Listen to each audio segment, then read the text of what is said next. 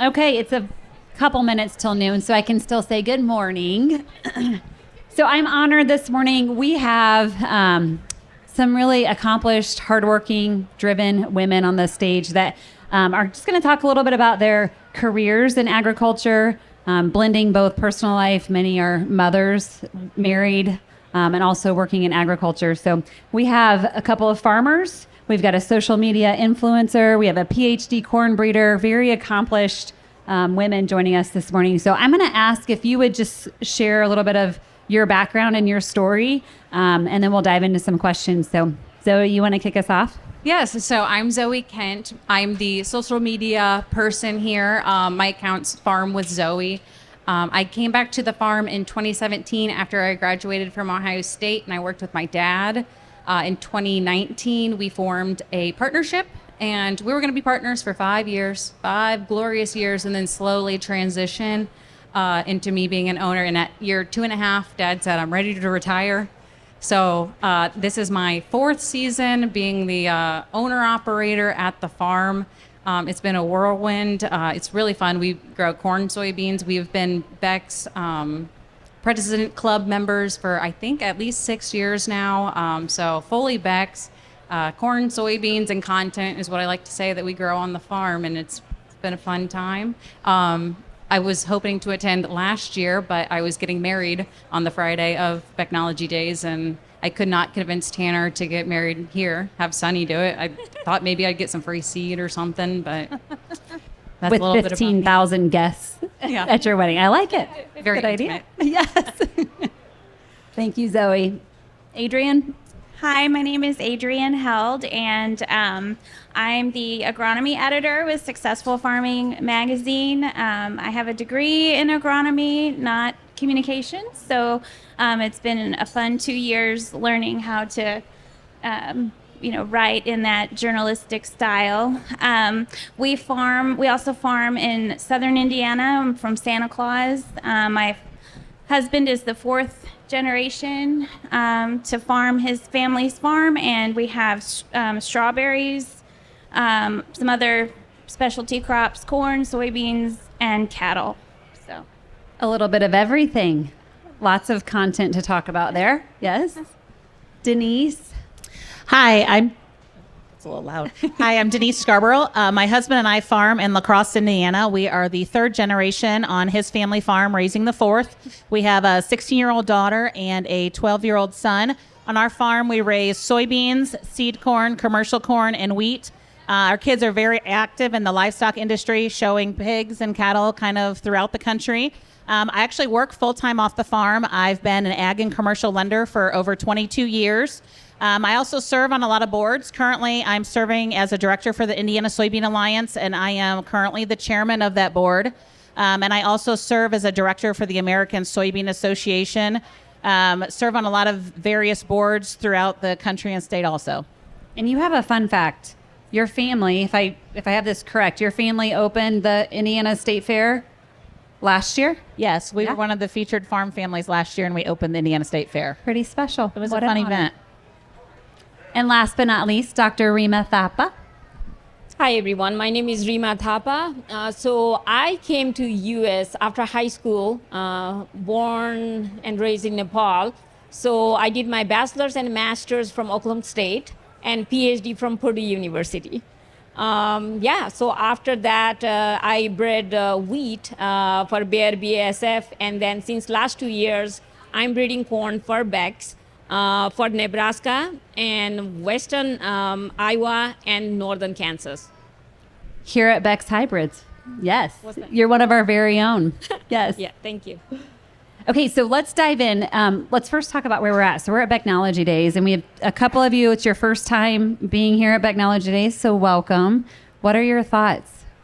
I just think this is it's a smooth, well-oiled machine. I like the networking that we can do with others, and then all of the technology that we're seeing and all the research that's been done. I'm really impressed so far.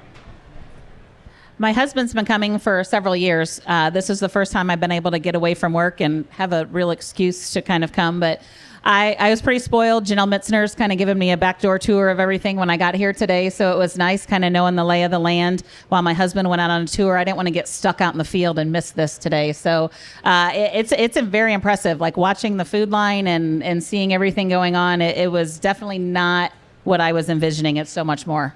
Well, we're glad you're both here. So, Zoe, I'm going to kick off with you. It's pretty uncommon to see a young female say, I want to be on the farm. I want to be not just a participant and kind of on the side. I want to be heavily involved. I want to run this farm. Take us back to when you made that decision and what drove you to say, I want that role. Yeah, so my first job on the farm was mowing the yard. And when I could have convinced my dad that I was mowing straight enough, he worked me up to doing some tillage. But right off the bat, I wanted to make money. My parents would pay me to mow the yard, and it was like, oh, this is fun. I can be here. And then just being with my dad, he slowly got me into like just doing larger things. And when I was in high school, he let me run the combine. And my senior year, we had a senior project, and my project was, do I want to return to the farm?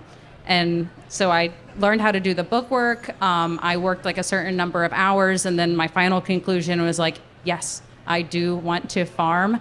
And luckily, it was 2013. That was a good year for the commodities, and I got my eyes on the books and stuff, and I was like, yeah, I want to do this. And my dad's very lucky that was a good year because, wow, it's a little bit less fun now.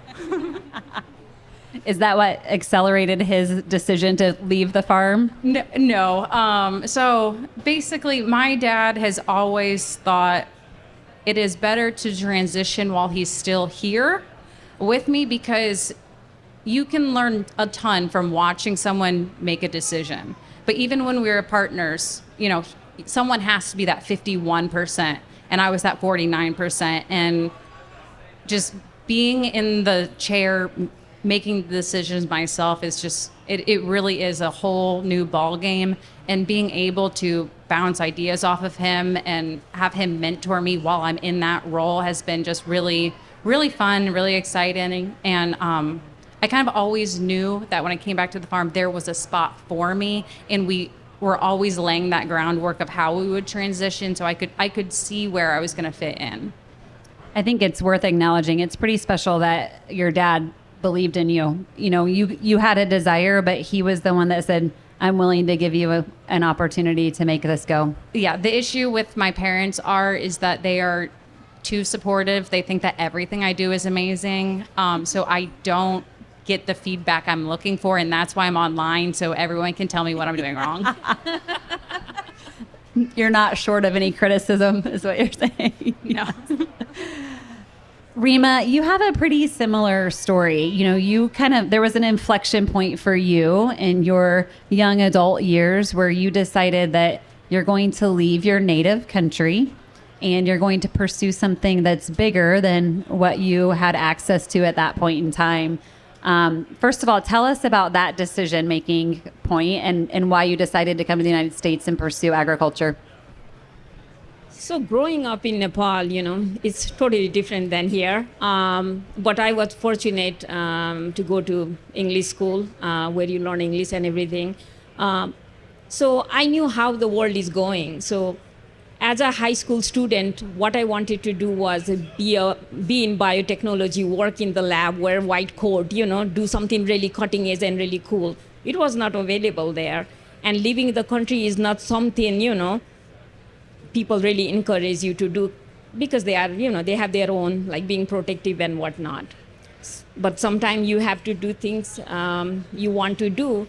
And my parents were really supportive of that to send me here when I was still 18 years old. And they sent you off. They said goodbye. Yeah. But not everybody in your family was supportive. There were some that were maybe discouraging of your pursuit of your goals. So talk through a little bit of how challenging that was to make a decision that maybe not everybody supported, but that you really believed in. Yeah, I mean, change is not always welcoming for people, right? And then they cannot see me going like this far out, away from family and friends, everything I knew that young. But my parents believed in me, they trusted me. So I am really thankful for that. And here I am. Very accomplished and not looking back, just continuing to move forward. Thank you. Adrian, I want to talk a little bit. You guys are very diversified on your farm, and I feel like there may be some stories there, especially with the strawberries. So an acre of strawberries, it doesn't sound like very much, but we have a small patch, and we just try to keep them weed-free and producing at least a little bit throughout the year. So talk a little bit about your farm, what all you do on the farm today, and how you got to where you are. So the strawberries are an homage to my grandparents. And that's really where my inspiration for agriculture comes from.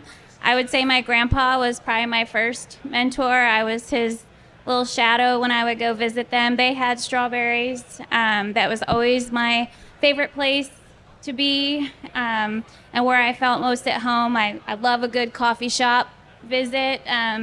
So when I got to high school, I joined FFA and found that my forte is not livestock, that it's crops. So that kind of directed my path into agronomy. And when I met my husband, I shared that, I wanted to resurrect the strawberry patch.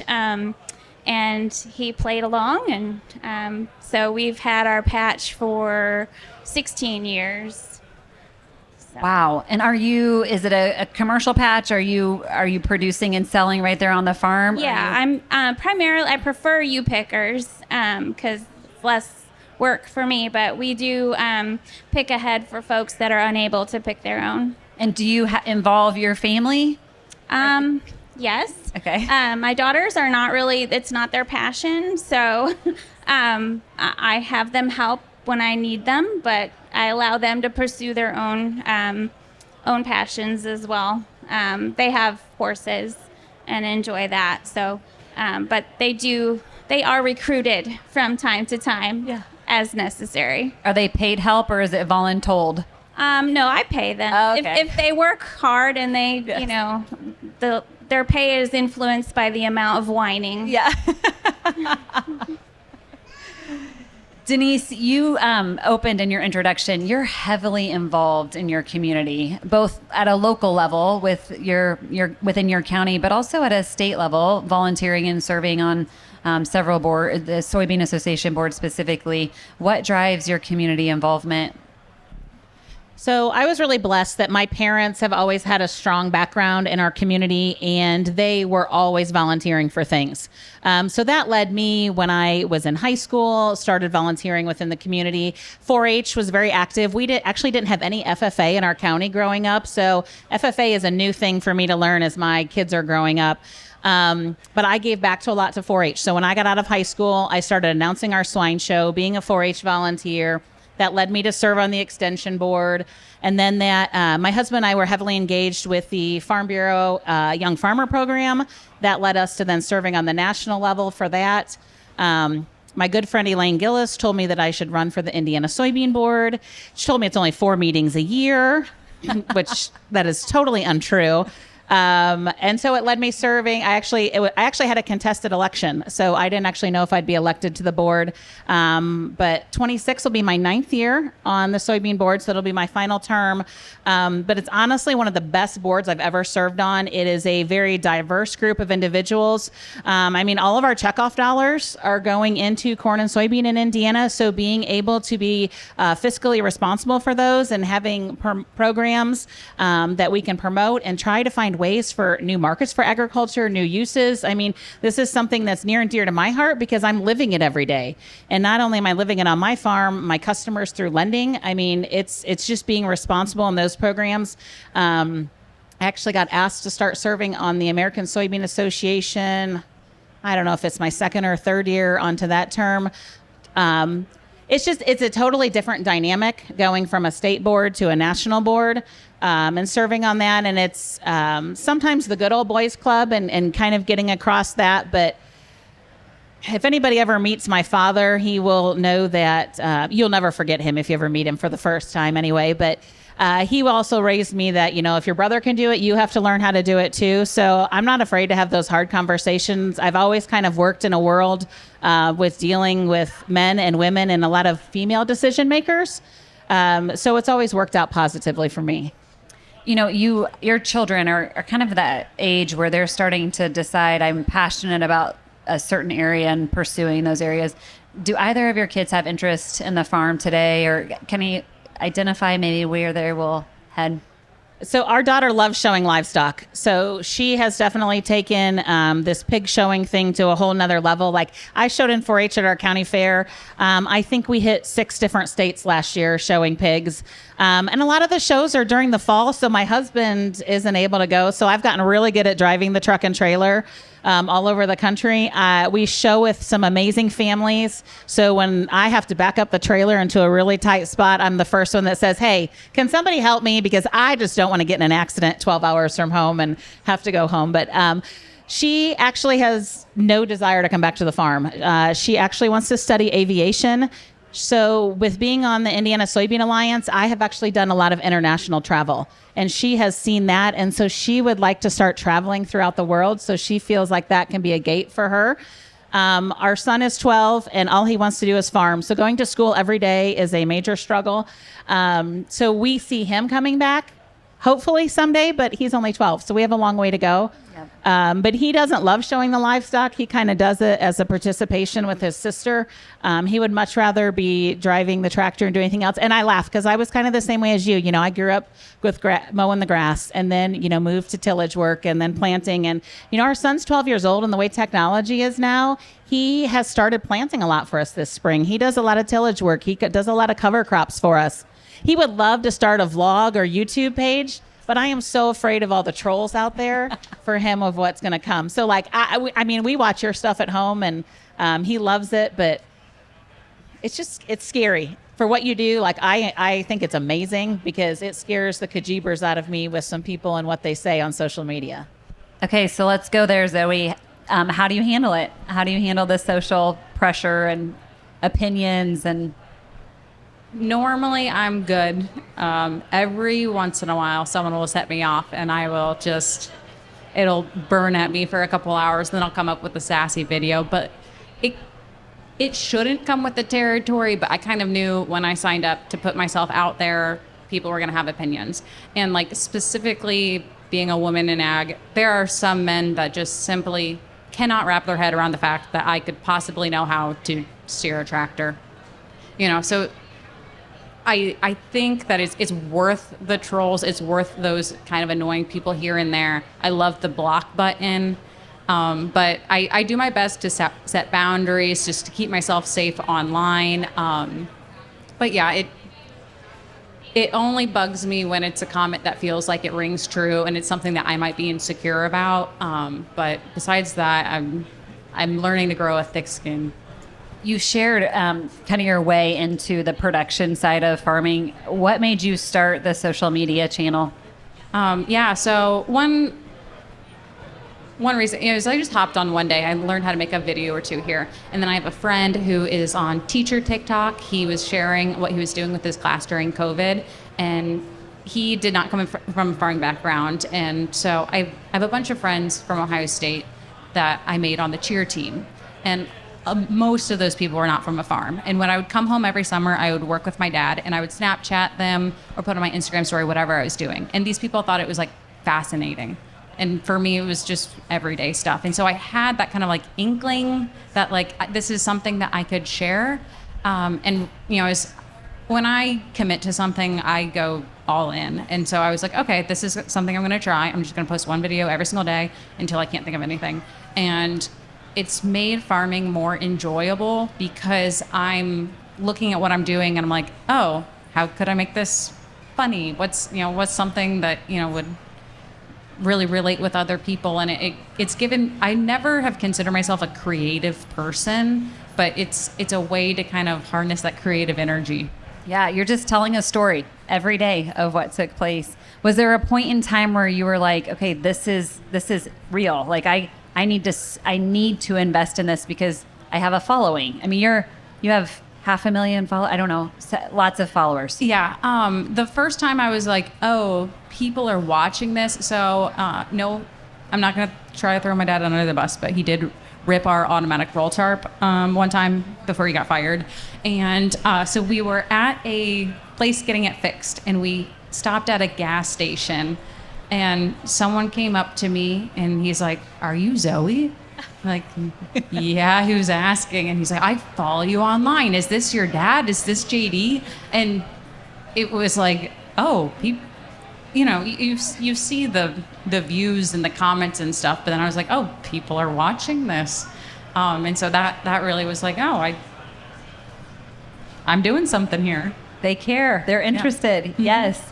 So this morning, especially for this side of the panel, I walked in with 2 armfuls of things. So it's a little before 7 o'clock, and I've got a football helmet and pads and a mouth guard that I dropped 3 times between the car and the office. And then a Beck's bag with cleats and football pants and cheerleading uniform in it, and a plate of homemade cookies. There was Parmesan cheese in the bag because tonight is football practice and cheer practice, and there's a dinner for both teams after their practices that I'm supplying the cookies and the Parmesan cheese for. And I had the thought of, this is a working mom at Beck's in August. You know, the kids are coming here after school.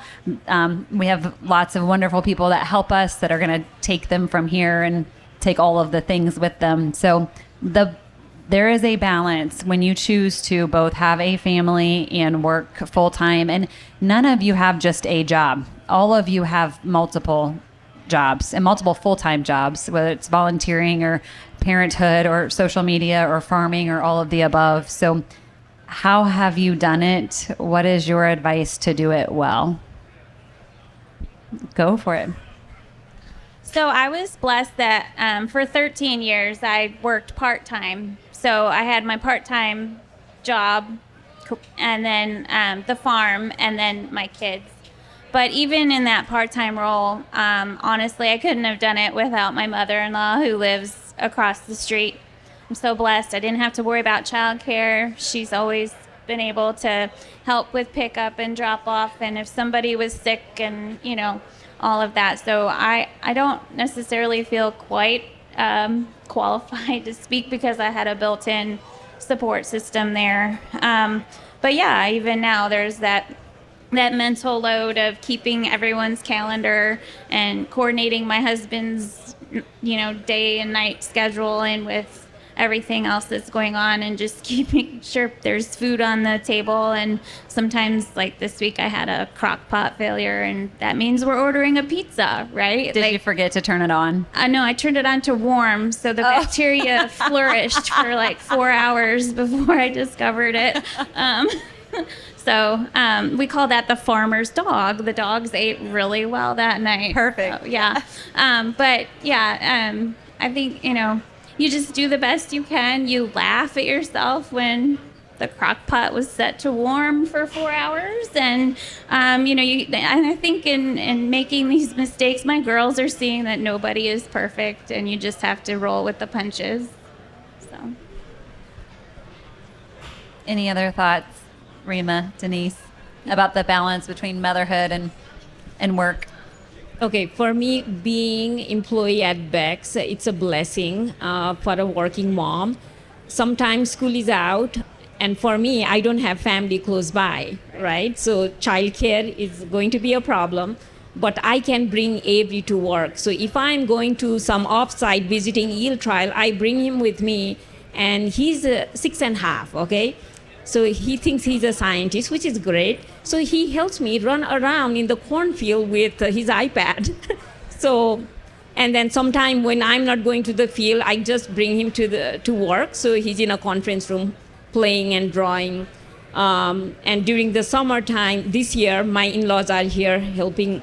So having supportive husband and family, and then also workplace, that helps me a lot. And we love it when kids are here too. This is a family environment, and it's fun when you're able to bring everything, including your children, to work.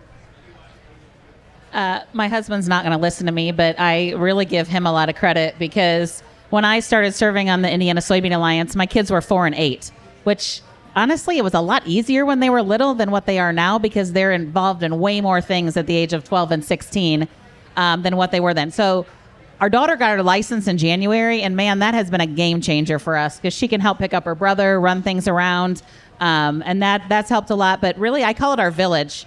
So my parents live 30 miles from us, so they're always my first phone call, but they are now snowbirds in the winter, and they leave their farm and go to Florida. But we are really blessed with just some really good family friends that live close to us if an emergency happens or something comes up. But really, as much as I travel and go away to different meetings, Mark will be the first one to tell you that I have an overcommitment problem. But he said if I didn't, that wouldn't be me. So he's really great. He's always been super supportive about me being kind of the voice of agriculture and the voice of our family. Because he always says, if I don't do it, who else is? You know, there needs to be somebody out there speaking for what we do and being supportive for us. Can we stay in that for a minute? Because I think, so I don't know you very well, Denise. I don't think it's a problem, but I definitely know you're very committed to a lot of different things. And you speak very highly of your husband. And I think it's important to acknowledge that, you know, everyone is married here and our husbands do play a part in our ability to do what we do. And, you know, if you're speaking to a younger woman, what's your advice in understanding and maybe communicating in a relationship of what you want to do or what your passion is and what support you might need to make those things happen? Okay, so I swore growing up I was never marrying a farmer and I was never moving back to Northwest Indiana, and both of those things happened. Yeah. We actually just had our 22nd wedding anniversary on Saturday. And communication is key, but it's not easy, especially with working full-time and farming, and we actually have an excavating business too. And so a lot of times I'm doing book work at 10, 11, 12 o'clock at night, and he's gone before 4 o'clock in the morning. So if it's not on our phone calendars, it doesn't exist. I do have like a big dry erase calendar for like a big picture looking at. But a lot of times it's the two of us picking up our phones to just have a communication during the day of, okay, so like tonight's a great example. Our son has a baseball game. Our daughter has a golf match. So when we leave here, we're going to drive 2+ hours home. And then I have another 45-minute drive north to go to the golf match. He's going to go to baseball. It's totally a divide and conquer kind of thing in our household. I don't have any magic solutions or any magic answers to anything going on. And if you would look at us 20+ years ago, we're in a totally different state than what we were when we got married. His dad passed away 2 days before our first wedding anniversary, so that threw a huge wrench.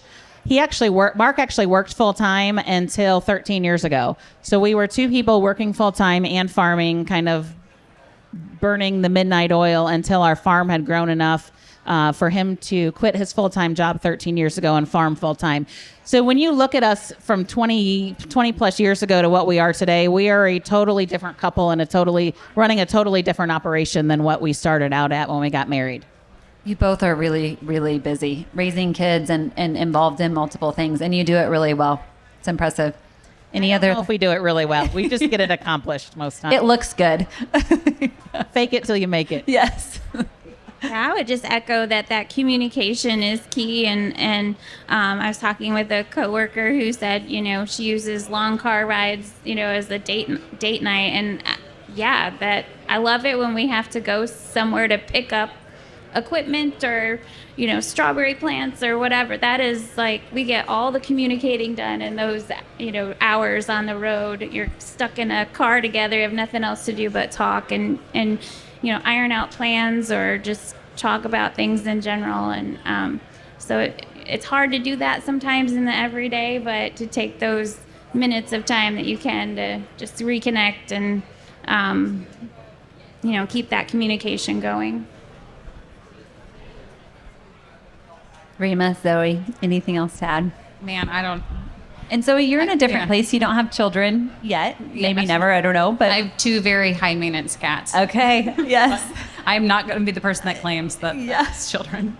But no, for me, it was always modeled to me. My mom always worked full time. She was an actuary, and my dad was a very capable dad. It was not mom's in charge of dinner, mom's running you places. Dad was the person who was dropping us off at school. He was the person that was taking my sister to McDonald's every single day of preschool, getting her a hash brown. My mom did not know about that one.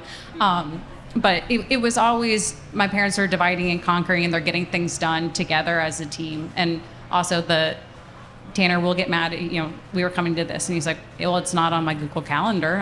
What do you mean you're gone? And then I go to Lowe's with him because I hate Lowe's, but it takes us 25 minutes to get there, and we'll talk in the car. And then we implement it on Friday nights. We go to a local restaurant that has a rotating menu because it's a small town, you just don't get much different diversity in food. And I think we've made it 8 weeks in a row of every Friday going to date night. That's awesome. Bonus, you don't have to cook. That's exactly right. But that's the way we make things easy, is we get takeout. Win, win, win. Yes. Okay, so we are wrapping up here, and I'm going to wrap up with a pretty broad question. We as women have chosen to pursue careers. We've chosen to be in agriculture. Many of us have chosen to be mothers. All of us have chosen to be married. I'm curious, as you think about the future, what type of legacy do you hope that you can leave for those that are coming behind us and watching and observing and just taking it all in? I think for me, coming back to the farm at first, there was a little bit of that resistance of, are you your dad's secretary?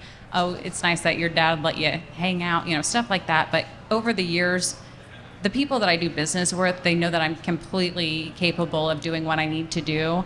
And I've seen just more women in all sorts of roles in agriculture. And I hope that 10, 15 years from now, I don't want to say that I'm different. There's not that many women doing these things. I just hope it's always commonplace and normal, and then it's not a cool and exciting thing to be a woman in ag. It's just a normal thing. I think for my personal legacy in the career path that I've been blessed with and chosen, just that I'm telling stories that help farmers in the long run, whether that's multiple generations coming back and transitioning and running the same farm, or even that hard decision of when it's time to get out. But just, I want my stories to be read and be helpful and just be that conversation starter around the shop table. As far as my girls, I want them to pursue what fills their cup. And it might not be a strawberry patch, it might not be the farm, but I want them to pursue what makes them happy. The courage to go out and do something different. I think my legacy is having the ability to serve on these boards and organizations that I've been part of. I would like to be a mentor for the next person that wants to come on. It could be somebody younger than me. It could be somebody older than me. It could be a male. It could be a female, because most of my mentors growing up, honestly, have not been females. They have been men that have encouraged me because they've seen what I have the abilities to do and given me some of the confidence to, reach for the next step of leadership or be involved in a different organization. I think that mentorship program kind of falls along the wayside, and I have always opened my doors. I've given lots of talks to people, and it's not what you know, it's who you know. So making those connections, that's what I want to be. I want to be kind of the connector to the next generation, because everybody's going to tell you, I'm so busy, I don't have time. I don't want to toot my own horn, but I am darn busy. And I still find time to be engaged and be active in things. And it's what fills your cup. I love that saying. And that's, I want my cup to be filled, and I want to fill other people's cups to continue to be involved in agriculture and in things outside of agriculture. My turn. So my legacy, looking back, I'm glad what I did, very young. So I hope the young generation, they follow their dream. At the end of the day, whether that will make you happy or not. What I dreamt when I was in high school in Nepal is I wanted to do something for the humanity. It kind of sounds cheesy, but you do, right? And I'm like, how can you do that? And I'm like, okay, I want to help the farmers so they can grow more in less land. And then one thing led to another. Here I am, okay? But have faith in yourself, pursue the dream, and then, at the end of the day, are you happy or not? I love that. As I sit here and kind of hear you share your stories, I've always been a little bit, it's interesting that there's anyone kind of obsessed with this women in agriculture concept, because it was never a thing for me. It was just as a woman, I'm interested and passionate about the work I'm doing, so I'm just going to step into it.